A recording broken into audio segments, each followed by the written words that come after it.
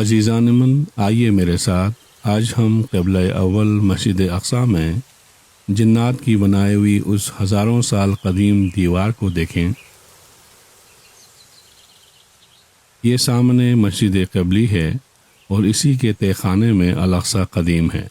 بعض کتابوں اور آرٹیکل میں اسے مسجد اقصی کی اولین تعمیر کہا گیا ہے۔ اسی تہہ خانے میں وہ دیوار آج بھی موجود ہے جس کی تعمیر حضرت سلیمان علیہ السلام نے جنات کے ذریعے سے کرائی تھی۔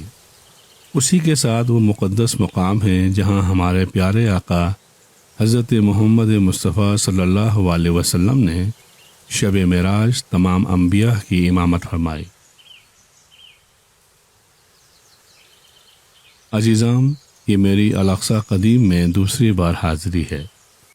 بیت المقدس محض ایک شہر کا نام نہیں بلکہ مختلف تہذیبوں کے عروج و زوال اور خاک و خون میں ڈوبی ہوئی ایک پرآشوب داستان کا نام ہے۔ یہ شہر کئی بار اجڑا، کئی بار آباد ہوا، کبھی بیرونی حملوں کے نتیجے میں تباہ ہوا، کبھی قدرتی آفات کے نتیجے میں نیز و نابود ہوا۔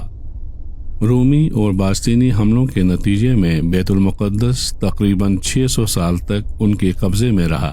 سنہ 637 عیسوی میں حضرت عمر رضی اللہ تعالیٰ عنہ کی فتوحات کے نتیجے میں یروشلم مسلمانوں کے زیر اثر آیا اور اسی دور سے یہ شہر القدس بیت المقدس کے نام سے جانا جانے لگا۔ بعد ازاں یہ مقدس شہر تقریباً 450 سال تک مسلمانوں کے زیر انتظام رہا۔ پھر صلیبیوں نے اس شہر کی اینٹ سے اینٹ بجا دی اور تقریباً 88 سال تک قابض رہے۔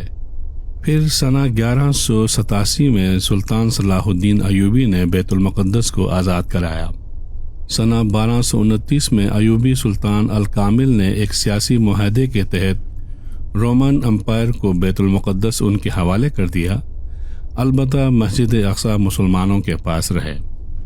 پھر سنہ 1244 میں خوارزمی مسلمانوں نے بیت المقدس دوبارہ فتح کر لیا۔ پھر اس کے بعد 1917 میں پہلی جنگ عظیم کے دوران برطانوی حکومت نے بیت المقدس پر قبضہ کیا۔ یہاں سے مسلم سیاسی اقتدار کا خاتمہ ہوا اور 1967 سے تاحال یہ اسرائیل کے قبضے میں ہے۔ اب تو یہ عالم ہے کہ اس شہر کا نام دوبارہ یروشلم رکھا گیا ہے۔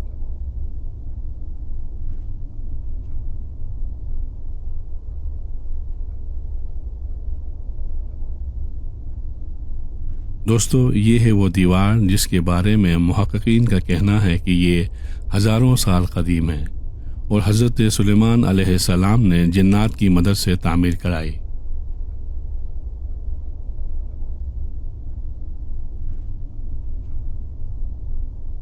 عزیزام، یہ ہے وہ مقدس مقام جس کے بارے میں کتابوں میں اور یہاں موجود ٹور گائیڈ کے مطابق آپ صلی اللہ علیہ وسلم نے تمام انبیاء کی امامت فرمائی۔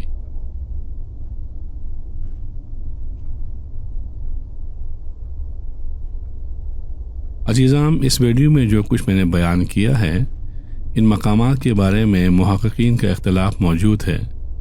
کوئی بھی حتمی طور پر یہ نہیں کہہ سکتا کہ جیسے آپ صلی اللہ علیہ وسلم نے جہاں انبیاء کی امامت فرمائی وہ جگہ واقعی یہی ہے۔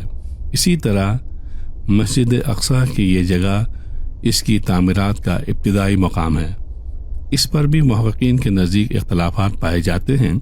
البتہ یہ جو دیوار نما ستون ہے، اس کے بارے میں سب کا اتفاق ہے کہ یہ دیوار حضور اکرم صلی اللہ علیہ وسلم کے یہاں تشریف آنے کے وقت سے لے کے اب تک اسی حالات میں موجود ہے۔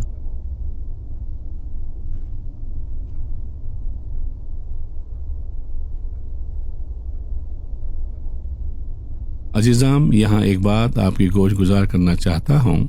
میں کوئی پروفیشنل یوٹیوبر یا ولاگر نہیں ہوں اور نہ ہی میرا ذرائع معاش اسی سے جڑا ہوا ہے، اس لیے ویڈیو میں کوئی کمی اور کوتاہی نظر آئے تو اسے میری کج فہمی سمجھ کر درگزر کیجیے۔